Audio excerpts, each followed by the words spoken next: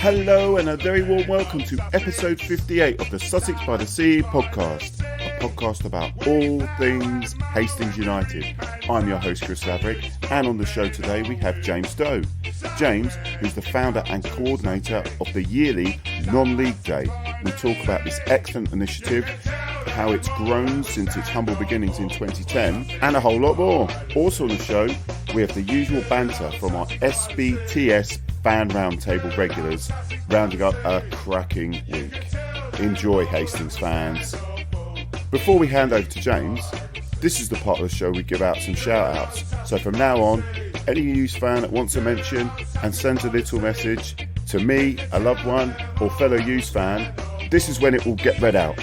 Remember, the email is hufcpod@gmail.com and the Twitter @hufcpodcast. Anyway, here's the big shout out to PHILLIP GRAUEL. Philippe of Bonn, Germany, who's made his dad, Robert, very, very proud after bagging a goal for TUS Mondorf U12s. Well done, that lad. Now over to James. Okay, well, I'm joined by the wonderful James Doe. James Doe is the head honcho of non-league day. Non-league day has been going now, to my records anyway, since 2010. A brilliant initiative. First of all, James, hello. Hi there. Hi. Great to be on the show. First, James, please, could you just tell us, like, why you got this started, and like for the people that don't know what non-league day is, like, what's kind of its remit? I mean, I've seen that there's even Premier League clubs have been involved. Could you just tell us a bit more about it? Okay, so in a nutshell, non-league day is primarily just an event to drive up attendance at non-league matches. To maximise this, we schedule the day on an international weekend for an international break, so there are no Premier League or Championship games to go up against. This is serves a sort of double purpose in that there's lots of fans washing around without the game who might want to go and see something else. And secondly, it lives up because they haven't got much else to do.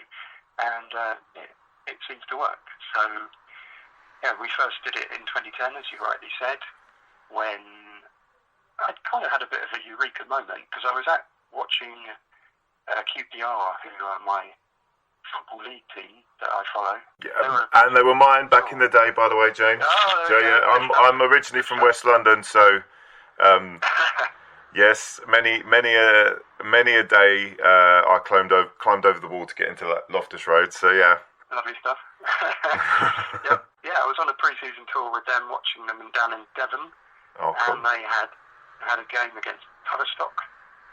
Neil Warnock was the manager at the time, and he always takes whoever he's managing down there, because I believe he lives down that sort of part of the world. And so Tavistock were hosting it, and as we sort of came into town, it was obvious how massive just this pre-season game against QPR was. I mean, there were posters for it all around town. I seem to remember seeing one on the side of a bus, and it was a really big deal. And we sort of got there, the QPR fans had turned out in force, the place was packed to the rafters, and we were treated really, really well by the Tavistock fans and officials. It was a really nice experience, and everything went really well, and I thought, well, wouldn't it be great if there are times when, fans of the big clubs went out and watched non-league more and more, more than they do now. But I didn't really think much of it.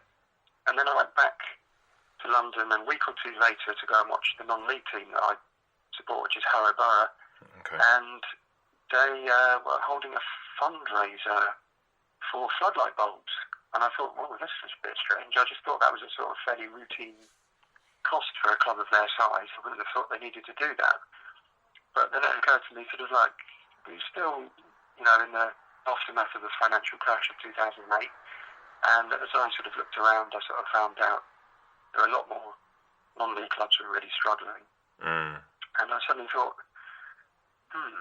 now then, what can I do? And then for some reason I just suddenly noticed that there was an international break coming up about 6 weeks later at the beginning of September. And I think it's the first one that had ever happened where England weren't actually playing on the Saturday. They were playing on a Friday night. Yeah. And I suddenly thought, wow, there's this big gap.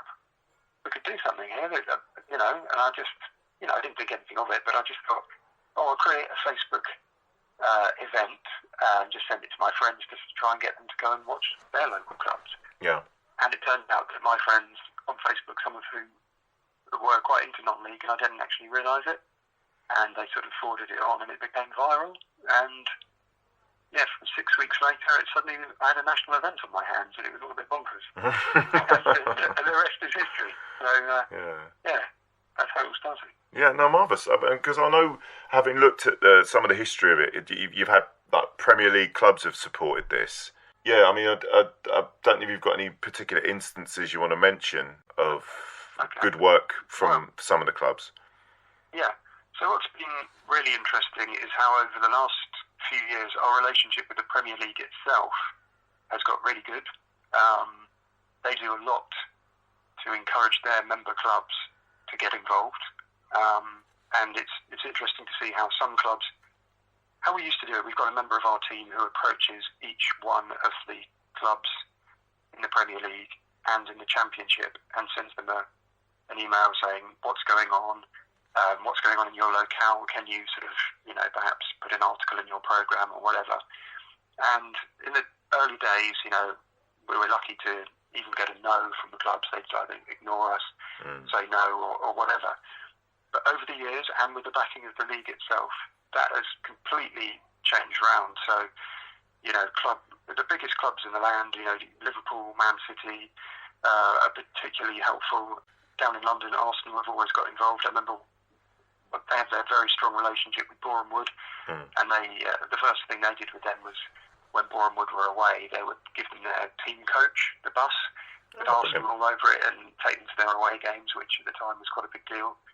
I mean, I say we get lots of social media coverage, programme articles. Some clubs will put a match finder on their own website, saying, put in your postcode and find your local match. Oh, I mean, it's beyond my wildest dreams. I mean, the Premier League themselves put marketing out in some of their emails, and on their website they do stories about players that have come from non-league. They have put together a non-league 11, Premier League 11 most years to show who's come through the ranks and all the rest of it.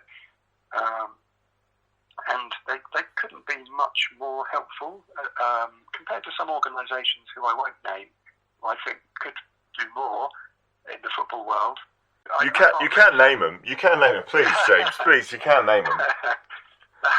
Well, it begins with F and ends in A. Yeah. And, they don't. I know what that stands for. Yes. They haven't not done anything, but they're not as enthusiastic as the Premier League have been, and that might surprise some of your listeners because the Premier League does get quite a bad rap. But over the last few years, they've probably given us and their clubs, if we're a proper corporate business, they've probably given us hundreds and thousands of pounds worth of free advertising, if not millions.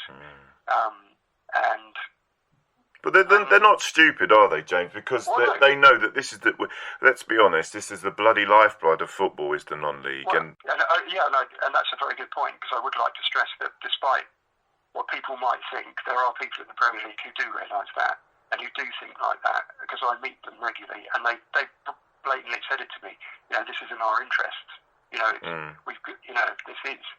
It's not just something we're doing for fun or to look good, but it is in the interest of the Premier League and the game in this country. What league Harrow in? The Southern Premier. Southern Premier. So step 3. Well, I'm obviously Hastings with step 4, and there's a few really good clubs that have sussed out that they need to do this to bring fans in, to do the special days, to do the events, to get the kids in. And there's clubs like ours, Hastings, who are getting great attendances, but there's been a lot of work behind the scenes for that to happen. That isn't just that it magically happens. Teams like Ramsgate as well. Ramsgate, I'm very impressed with them. They're always laying stuff on for kids. But Haywards Heath, teams like that. Yep. But then you'll look round and you'll see lots and lots of clubs that are just, it's just desperate. And the more we can highlight, and I'm particularly thinking from a non-league level, so a lot of these clubs that are there, just to kick them a slight little kick up the bum, just look, get these things started, you'll be amazed. As you said, you'd be amazed, once you start talking to people, you realise how much they love the game. They love the non-leagues, that they're involved with this, because this is what we're one big family. You know, whether people want it that or not, that's a different question. But we are, and you know, we can help each other. Yeah, no, I mean, I've heard. I think it's I don't know if it's your chairman or your CEO on the non-league show before telling. Oh, was that Billy Wood? Yeah. He's done a great job. And you know, we've got some friends at White Hawk along the coast there who've done some amazing things to bring in fans. Sorry, I didn't mention really... White Hawk. I do apologise. But what was I going to say? It is really. You make a very good point about it, how it is very noticeable how some clubs aren't engaging and they're suffering. I mean, my own club, Harrow, have been, you know, living very much in the shadow of our illustrious neighbours at Wealdstone for the last, God knows how many years, and they have, you know, gone out and they get 10 times as many people through the gate that we do, and they're only a couple of miles down the road. But I'm pleased to say that the penny's dropped and sort of a younger generation of fans have started to come in, and in the last, just in a few weeks, they've started trying some schemes, and you know, the crowds are noticeably going up already, even though it's early days, and they're still small compared to some clubs like your own, but they're going in the right direction. So it doesn't take much to get started, but I appreciate that you've got to have the people there, the people with the skills, the people with the ability and the ambition to do it. But you know, just reaching out a little bit more. I mean, Harrow, they've only embraced social media in the last year or so, which is bonkers. I think they're the highest ranked club to not have an official sort of Facebook or Twitter account, and they have now. So just that alone makes a huge difference. Well, I mean, we're touching there on the volunteers thing there, which is the again, if we didn't have it, because everyone does this for free, well, mostly. Yeah. Well, I do. Well, maybe I'm the only one that does. You know, that countless hours. I can reel off 15, 20 people I know from Hastings that give so much of their time, that don't ask for a penny, that do it for the love of the game. And it's just that once you get that ball rolling in terms of people involved with the club, that's when you're, particularly social media, you need someone to do the social media. It's very easy to create a Facebook, a Twitter, and all that sort of stuff, but it's getting that content out there, making it relevant, making it interesting to the people so that people are going to pay attention to it. So you've got to get the tone right as well, because I mean, some people who do these social media, it looks unprofessional, and some of the things they say might be a bit too partisan, especially during match commentaries. And it's, I mean, coming from a sort of a sports journalism background, that kind of makes my. You've seen that White Hawk Twitter. You've seen it, haven't you? No, talking of special things being laid on. I mean, I must just mention. We just talking about I think it says here 2013, I think it was, where Bungay Town gave out punnets of mushrooms. Yeah. Which has got to be one of the more different things to that. I was a bit concerned that they could have been magic mushrooms, but I'm sure it was just punnets of normal mushrooms. Yes, I believe so. I think one of their board owned a mushroom farm or something, so he was giving them out as an incentive. But yeah, people at Bungay made a bit of a habit of getting something eye-catching going for 2 or 3 years. I don't know what's happened since, but yeah, I mean, that mushroom story is probably the biggest story ever when it comes to non-league day, certainly for special offers. I mean, I think if you search for it, I think it was coming up on something like the New York Times or the Washington Post. Oh, really? Oh, wow. China Day, who were covering it, and all sorts of things. I mean, it was around the world, that story. But yeah, the year before, I think the first year they did it, they actually paid people to come.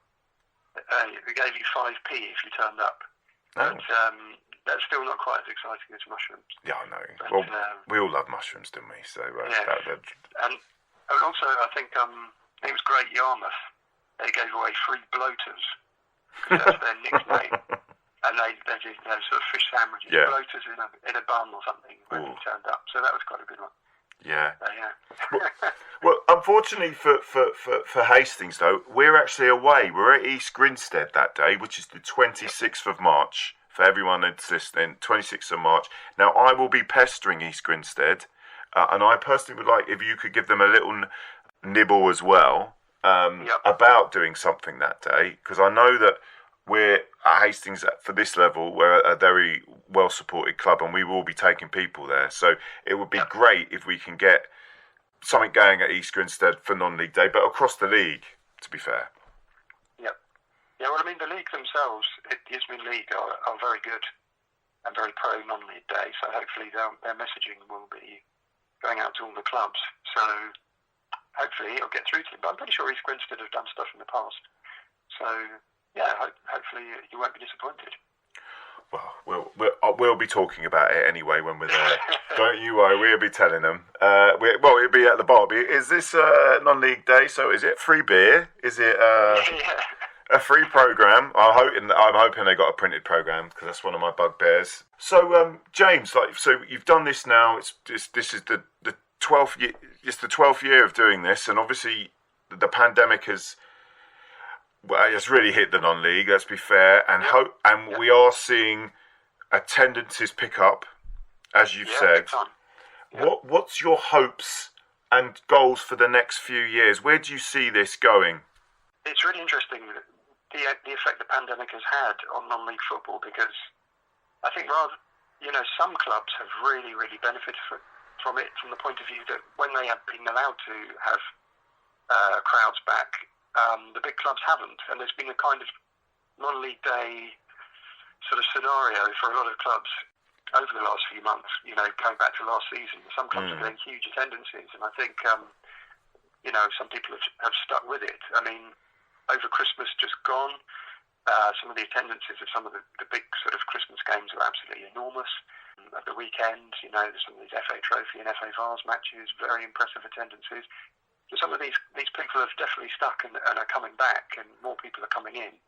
I'm actually quite excited about this year's non-league day. I think it's got the potential to certainly be, or quite possibly be, the biggest one we've had, because I think there's still a bit of a reaction to the whole European Super League idea as well. I think a lot of people tried out non-league almost as a protest when that happened last year. Yeah. I think that's won more people back.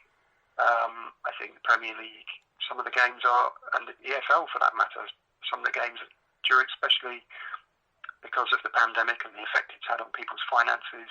Myself, I hardly go and watch QPR. Yeah. I've been once this season, and that's mainly down to the fact that I don't see it as good value anymore, even though the football's really good. I can't justify paying £30-odd just to take myself, when I could go and watch 3 or 4 or 5 non-league matches for the same price. It doesn't make sense to me anymore, even though it's on my doorstep, which is weird. In the immediate term, I want to try and make this non-league day really sort of knockout and the best it's ever been. I mean, we've got more partners lined up than we've ever had, doing all sorts of things, so hopefully that'll help. And then down the line, domestically I want to grow it as big as it can be. I haven't quite cracked taking it over the border into Scotland and Wales and places like that, because the demand for it for some reason isn't there. We've tried, but it just doesn't seem to take. I think the problem in Wales is that their premier competition is their League of Wales, and although the clubs are, with respect, like non-league teams, the fact that they can get into the Champions League at the end of the season doesn't seem quite right. It's a bit weird, and they don't want to be involved, so that's fine. But we have grown the event in big places like France and Germany, where there are now sort of sister events, and we had this big meeting in Paris a couple of years ago before the pandemic, with all these big plans to have this big day across Europe, and then COVID came and ruined the whole thing. So that was a real shame.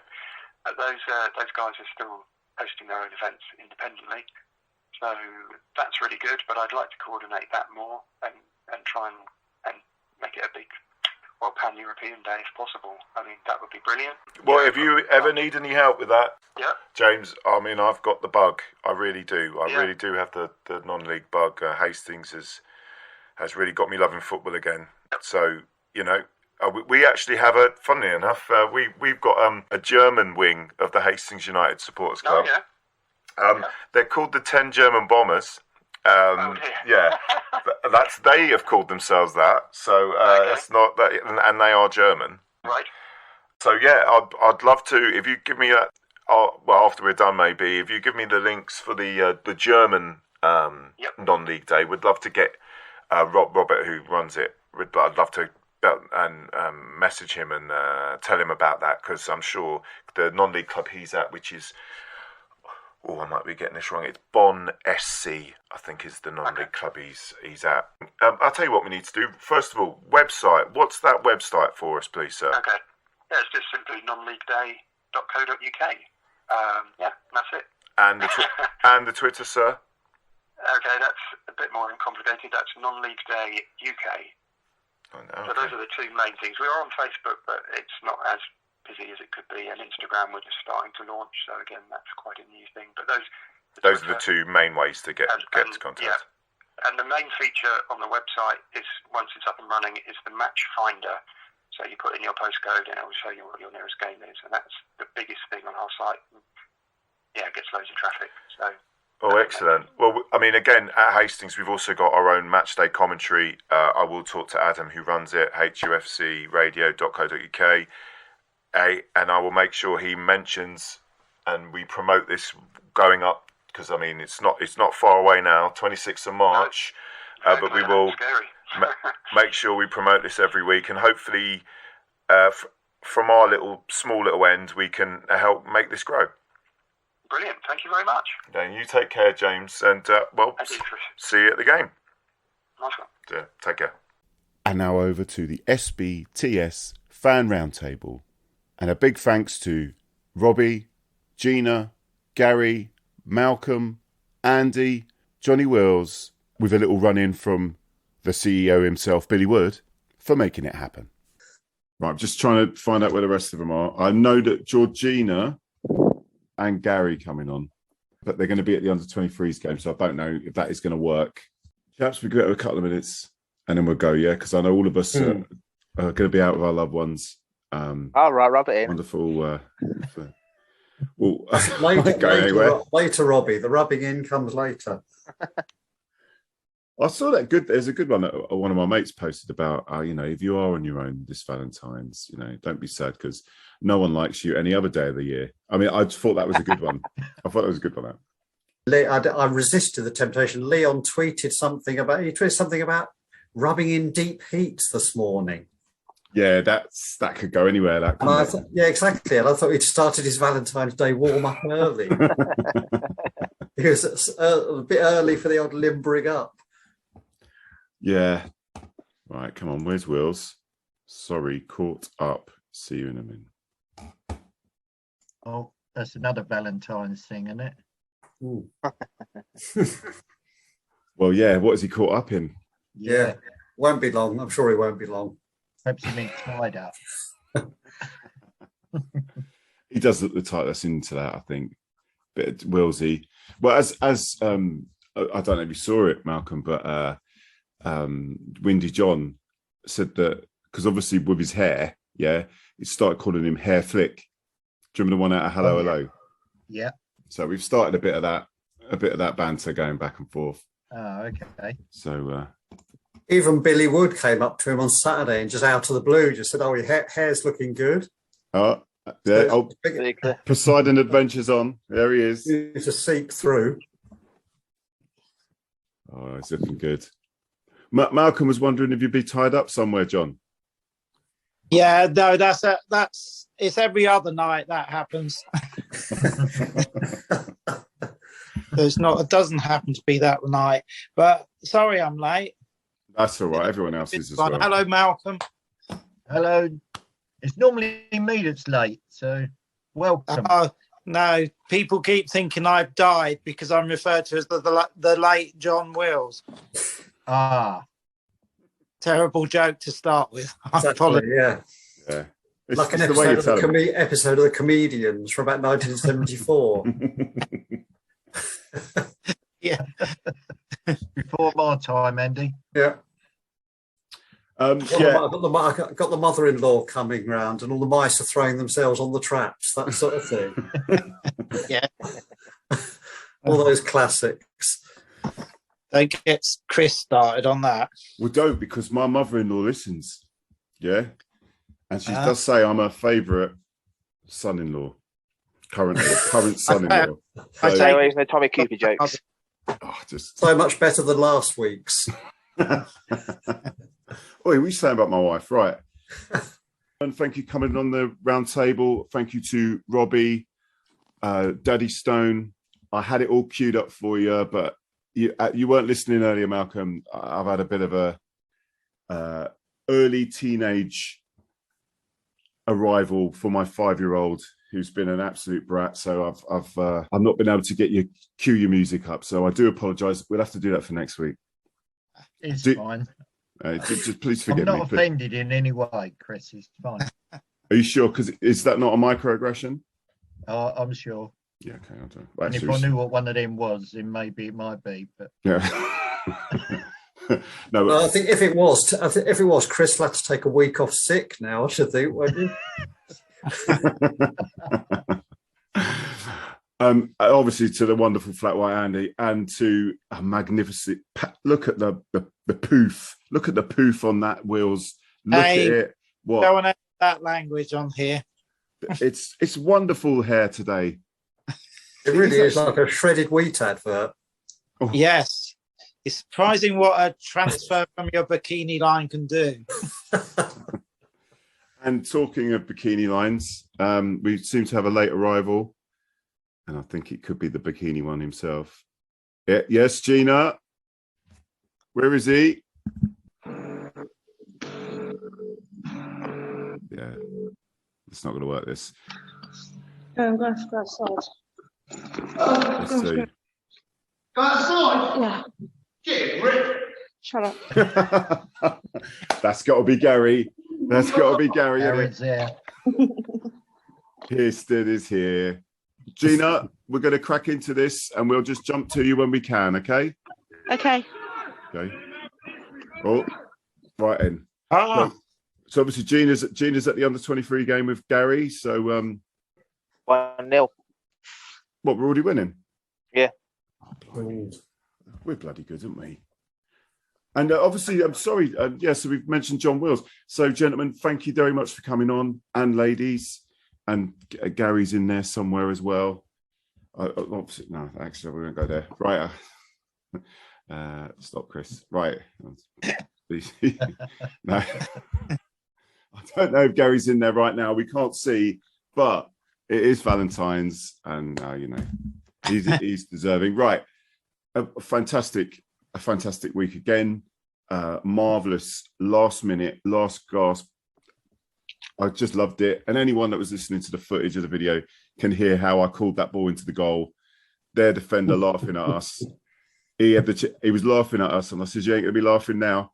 Ball goes in. So I want to take a small amount of credit for the goal. Only a small amount. Yeah. Yeah. Screw TC. Don't do him, all you. Mm. Well, no. Well, it was Finn. Finn was demanding that was his goal. I gave it to Finn right up until this morning when I saw it on Twitter and that it was TC. But I gave it to Finny all Saturday and all Sunday. It was Finny's goal. Yeah, I thought Finny wasn't anywhere near it. Yeah. Yeah, no, it wasn't Finn's goal all the way. I mean, it was definite TC. It was quite clear when you saw the replay, but yeah. Well, he was right in front of us. It's quite funny. I'm sure he's got something going on with the bookies because he was keeping that. He was well happy to keep that for a little while. But so, I mean, who wants to start off on what was an average game, but the win all that matters? That was probably this classic scrappy game we would have lost 2-3 years ago. Obviously, horrible pitch, really struggled to settle on the game. Sittingbourne came to stop us playing, which they did very successfully. So first half, very poor quality. We got a bit of a lucky bounce in a corner. Keeper went down injured. Ball fell to Stoney. Lovely finish, right at the home. Classic them. Obviously, they had one decent attack scored from it.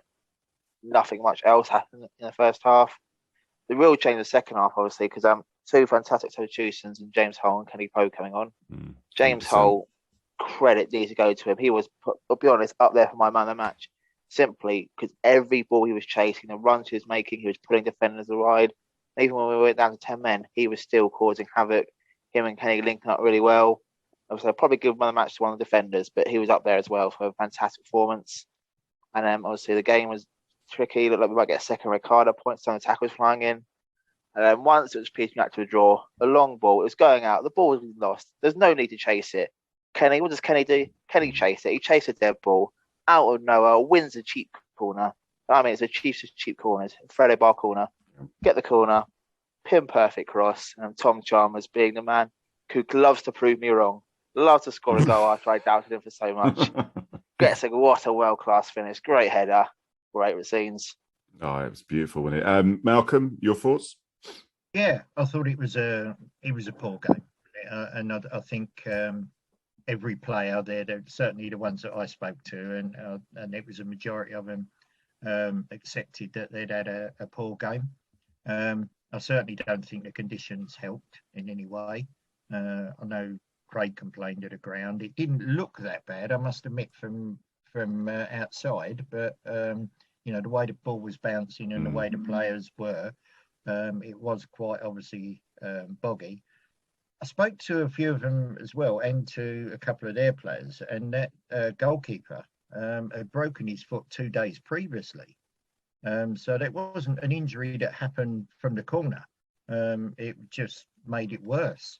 But yeah, how you can play a goalkeeper that's got a broken foot, that it broke obviously on the Wednesday or the Thursday, I don't know. The goalie... Yeah, the goalie. I don't know if you were there at the time, Michael, but he was showing on his phone. He had a picture of his foot, this massive swelling and gash at the top. Yeah.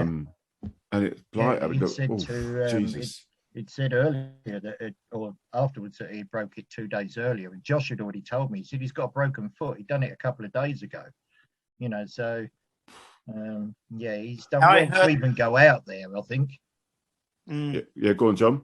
I heard he'd broken his foot in 2 places. I think it was Herne Bay and Ramsgate.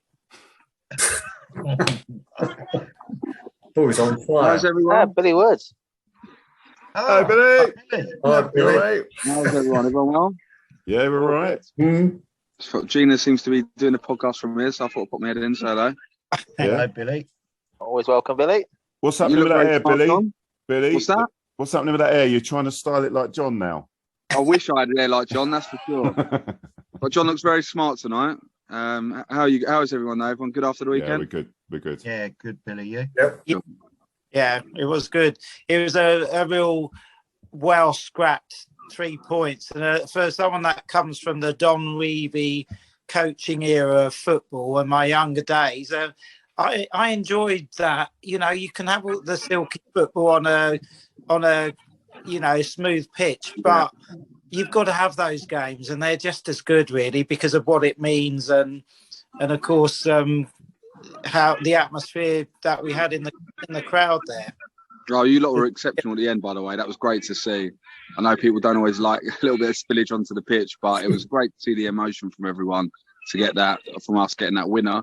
And like you say, John, and the most important thing is when that final whistle was blown, we got 3 points. Yeah. By hook or by crook, we still walked out with 3 points, and that's how you win leagues. Yeah, that's right.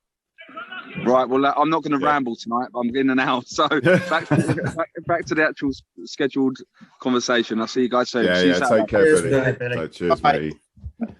Why do they always feel the best? I've watched hundreds of games of football, but the ones that are scored with virtually the final kick of the game and you win it and get 3 points, why do they feel so great? It doesn't matter how much how rubbish the game was or anything like that. Yeah. But just to win it then with a final kick. Oh yeah, without a doubt. Yeah. It's I think the passion and emotion. I actually asked that question today when I was talking about the game. I was like, would you rather Hastings won 8-0 or that? I was like, every week I'd have that. Every week, without a doubt. Yeah. Because you go so much emotions. I mean, Christopher, you go to the level on the goal. It's here. I was going every time they attack, like, oh no, we're conceding here. I lost faith at a couple of points. You did. I did. Yeah. I miss it. I lost faith. I was down. I was begging for a draw at some points. But and just from that to the absolute ecstasy carnage of that celebration, where I must have pretty much hugged about 20 different people. What a moment. I was the same, Robbie. With about 10 minutes to go, I would have taken a point quite easily. In fact, I was praying for a point, letting them 3. I couldn't see 3 coming, to be fair. But I felt the same. At that point, we would have taken a draw. But isn't it strange how a team goes down to 10 men and play better? There's some adrenaline that kicks in. And also, from their point of view, you've got to really have a good tactic to benefit from having the man extra. And they didn't. You know, you've got to get us chased. I agree, John. I don't think we played better. I think they played worse. They just seemed to... We went down to 10 men and they just went out of the game, didn't they? They just sort of, I don't know whether they thought, well, it'll come anyway, so we don't have to improve, or and we didn't seem to get any better. They just got worse. I thought that it's almost like they thought we're guaranteed a point here, and they definitely didn't play as sharply. They weren't as sharp. They weren't as quick. They weren't great in the first half, Sittingbourne, but they were all over it, and there were a couple of players there that were winning every second ball in midfield. But in the second half, they almost accepted the point themselves, and that gave us, and you could almost feel that the play, because of the way we are at the moment, the players felt that something might come out of it, because Sittingbourne had almost settled for the point. And so they let us off the hook a little bit. And Robbie hit the nail on the head. I thought the substitutes were brilliantly decisive. I think when Chris was towards the end of his time, he was noticeably paralysed when we were in trouble, I think, and never threw people on and made changes. But what Gary has done has made decisive changes, and it was the way that James and Kenny they weren't just making runs up and down the pitch. They kept on swapping, kept on pulling people back and forth, and that just totally took the pressure off, because their scrapping for the ball and their movement gave Sittingbourne more to worry about. And you'd think that it would have been Sittingbourne that would have been doing that, and thinking that this game's here to be won, and they did not. They as John rightly, well, credit to John at the time, said, you know, when he went off, this could work in our favour. You know, so I'll give John credit there. He really did see what was going to happen. Talking of seeing, let's ask Gina. Gina, what about your thoughts on the game, Gina? I thought it was a good game. I enjoyed it. I enjoy every game I watch with Hastings anyway. But I did think they was a bit slow in the second half to what they were in the first. And I thought that they sat back a bit.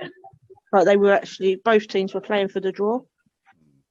And then when they realised how the other team was actually sitting back, they took that opportunity to smash it, and that's when we scored.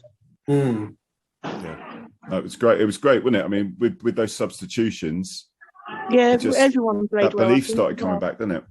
And even Sam Hassler coming on, he got himself booked, but he was so busy, he was just breaking things up again, and it was just so good to see substitutions really working, and that little bit. I mean, Robbie again hit the nail on the head. That little bit of nous from Kenny Pogue of chasing that down and making the bloke put it out for the corner, and he just thought you just sort of almost knew it was going to happen for once, and that's the feeling they give you now. I thought for the last 20 minutes we're not going to lose this. For the first hour and a bit, I thought we could lose this. Then suddenly I thought we're not going to lose this, because of the way, again, well, Gina said it as well, because Sittingbourne backed off.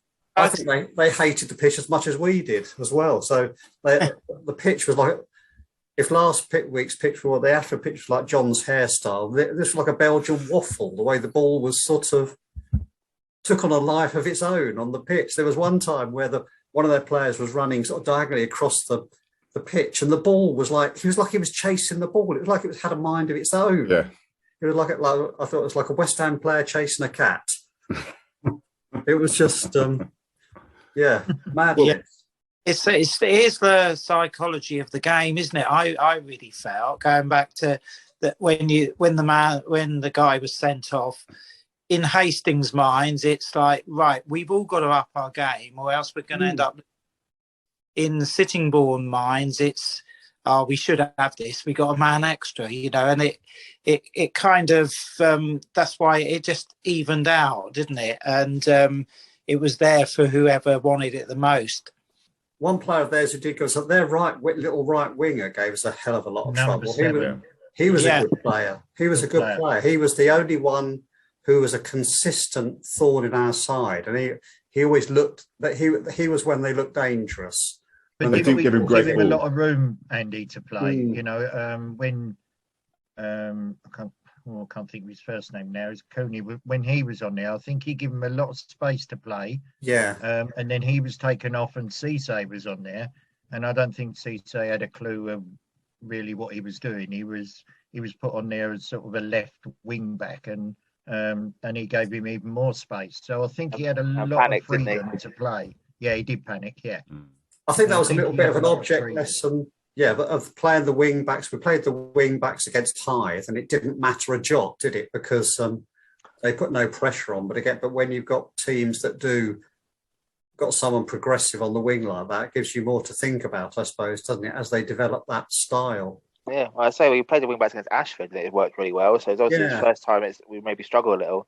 Yeah. But I think what helped is we play better against harder teams. If we know we're going to win, we don't tend to play as well. So I think when we had 10 men, the players are, oh crap, actually in a game here, lads, let's up our game.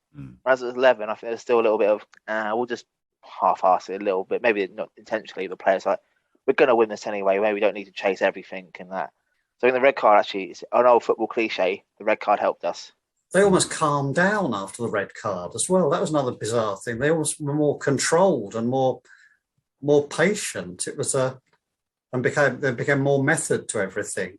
But credit to, like I just think James and Kenny up front it was a game changer.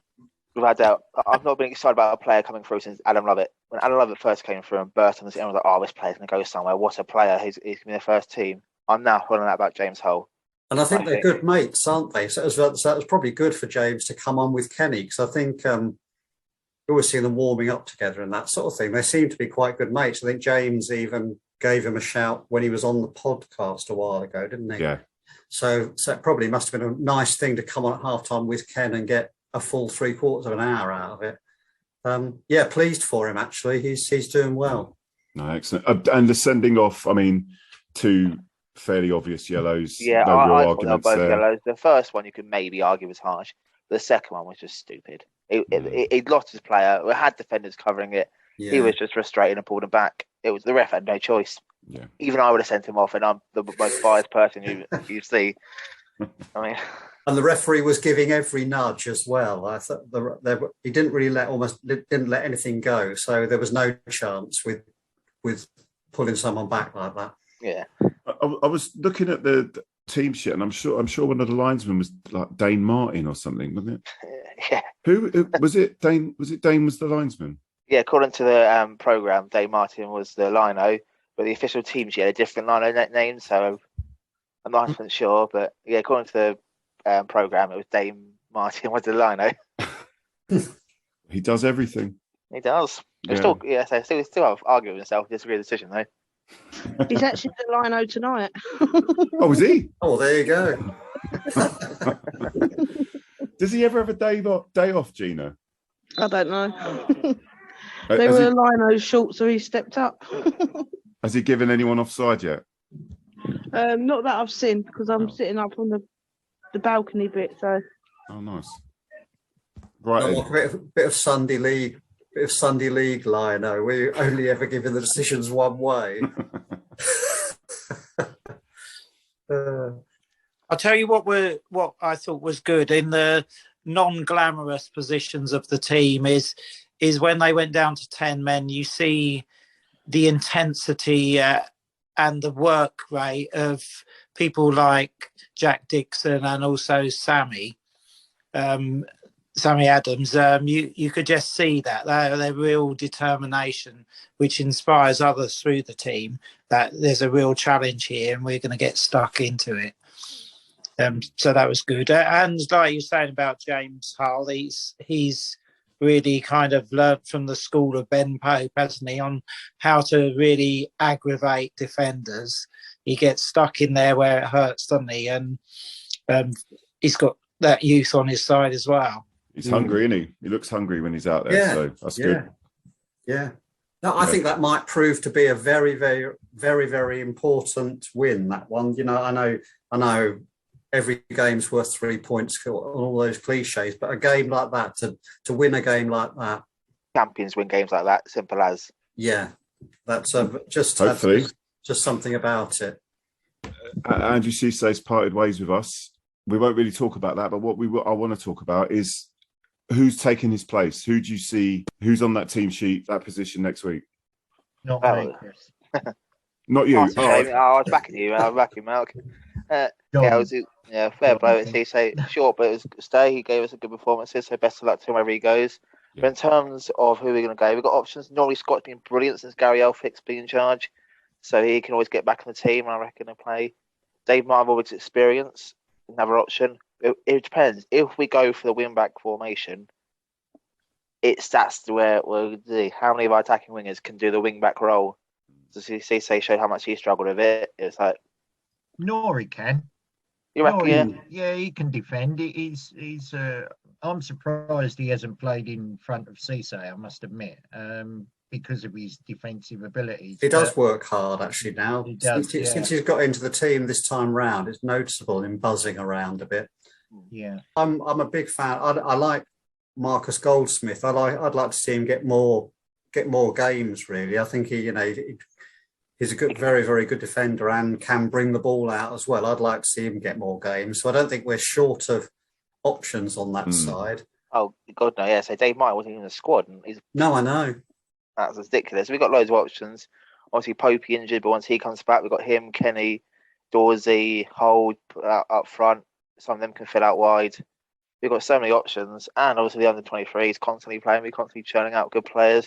I'm sure Gary's got his eye on a couple of players that we're not fully aware of already for the first team, but we'll happily throw out there. Peacock and Legg will play wide as well. There you go, two fine examples. Bates as well. He's had a good game this season. He's as well. They're so quick. Are that all our thoughts on the game? Do we look forward to Phoenix? They've just managed to win a game, haven't they?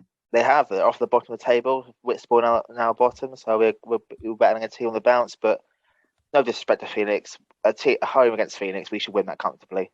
Yeah, there's not much to say about Phoenix sports. Should be a goal different game, shouldn't it? Yeah. Well, the big night tomorrow night, obviously Tuesday. And it's 1-1 now in the under-21s, under-23s. Yeah, don't call it offside, Gina. Tell him it's offside. Were you going to say anything about the match off the pitch at Sittingbourne? They were very vocal lot, weren't they? And decided to stay behind the goal, the same place, both halves. Highest attendance of the season. Let's say that it was their highest attendance, wasn't it? Really? There's only 349. I know. It's their highest of the season. I mean, I was surprised how few. I thought that was a bit disappointing, really. Yeah. So they usually bring quite a few away fans, normally in circumstances. So it is surprising. It was bizarre, that business of staying of the slightly confrontational business of staying down one end. It's that did make for a weird sort of dynamic, didn't it? It was almost a bit, I don't know, just stupid, really. Yeah, we want to be in the middle of it. Yeah. Apart from the guy that was dressed up as I don't know. He had a helmet on and a sword and all sorts, wasn't he? And was shouting out about the Battle of Hastings. I must admit, I did like that chant. Oh, yeah, no, I did. I did. You let us down. You let us down. That did make me laugh in the middle of. Yeah, I mean, there was a severe lack of teeth in that end. More fans than teeth, I thought was quite good. I thought their banter was good. They were singing all the sort of things we'd sing at away fans. And there was just one lad when they scored that got a bit carried away, wasn't there? Which wasn't great, especially for George. But it was sort of dealt with, wasn't it? And I know Gary was there. Where's Gary now, anyway? There you are, Gary. You all right, Gary? You all right? Yeah, right. You were just saying about what happened at Sittingbourne. How we made sure that nothing kicked off. We sorted it out, didn't we? Well, it's terrible, really, how they went towards George. That's what kicked me off, how they grabbed him. Yeah. But you Robin, sorted I'm it not out. You putting got up with straight that. in there. We sorted it out, didn't you? Like the proper steward you are.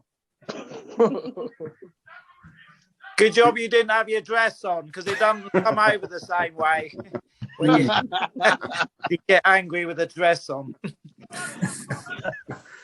No, bless you. Yeah. Yeah. Hopefully, well, George is all right, isn't he? He's all right, yeah. He's okay. I mean, could have been avoided probably, but. So moving the subject on, obviously a big night tomorrow night. So obviously we've got 3 games in our league. East Grinstead versus Ashford, so they get their game in hand. Faversham versus Herne Bay, who aren't too far away in the playoff mix. And Haywards Heath versus Ramsgate. There's some big games tomorrow night. Somebody will drop some points and they clear up their games in hand. So exactly. So I'll put it straight, wouldn't it? Exactly that. They're all faltering, aren't they? They'll win a game and then they lose a couple, didn't they? So this is all lovely for us. Ashford are wildly inconsistent, aren't they? Yeah. Well, same with Ramsgate. I thought like Ramsgate were a half decent team, and they'll win one, lose a couple. Same with Haywards Heath and Herne Bay. Every team that is around playing tomorrow. It feels like Cray Valley are going to be the team. Cray Valley away in a couple of weeks. Yeah, get a point at Cray Valley. Don't get beaten by them, and that's going to be a big game. Not only is it massive, Gary's saying the dress is on for Cray Valley. Is it, Gina? Yes. Not the heat is on.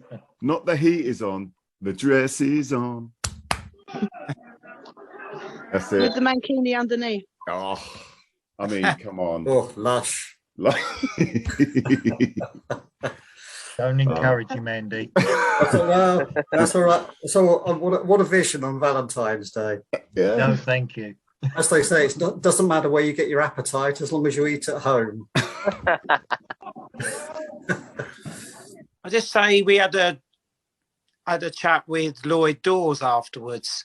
In the bar, he's got a very complicated injury. It sounds a bit like the really chronic shin splints type thing, but this lad is so distraught about going out. It feels all right one day, and then another day you can have a walk down the shops, and it's the muscle pumps up in the sheath, and you talk about Valentine's again, mate. And it's absolute agony, and you can't do anything. But but what I in the sheath is that hopefully he can have a bit of a remission on that, because it's great. It's great to have his level of skill. Because if he was fit every game, we wouldn't have him here, would we? He'd be a few divisions higher, I believe. Funny one, isn't it? I mean, I'd love to see him be fit for next week. For next season. And he'd be a great player. Waiting for Lloyd. It's sort of two years, isn't it? Feels like yonks. It's a shame because he's such an impact player. Well, but Malcolm's gone. Malcolm's left me. I was letting the cat out. Oh, yeah. Who let the cats out? Right. Yeah, that's it. Gentlemen and ladies, let's leave it there. Robbie, father of Stony Malcolm, Black White Andy, Johnny Wells, Gina, and Gary, and everyone else at that under 23. Is it under 23s or under 21? Under 23s. Under 23s. Thanks for coming on, and I won't see you at this Saturday's game, so I'll be listening on the radio. I'm a fan. Right, that's outrageous statement. That. So I will hear it. I'll hear it from the dulcet tones of Adam Carter, HUFC Radio. Is it .co.uk? Just drop in when we win the league, Chris. It'll be all right. Yeah. Just pop back.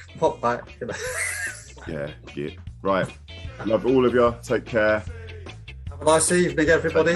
See you guys. And you. Have a nice Valentine's. Don't do anything too naughty. Yep. Don't pull anything. Or pump anything. If someone's single.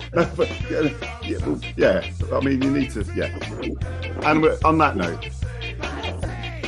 That's it for another week, Hughes fans. And in the word of the great lino lover himself, Robbie, it was absolute ecstasy carnage when Tom got that winner. What a feeling and what a team to follow, Hastings United.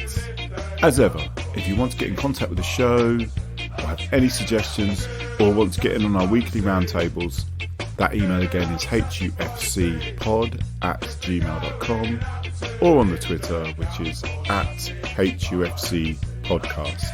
You can get this podcast on all major platforms, be it Google Podcasts, Audible, iTunes, Spotify, or Amazon Music. And we have a jam-packed YouTube channel, chock-a-block, full of video interviews and episodes from the podcast.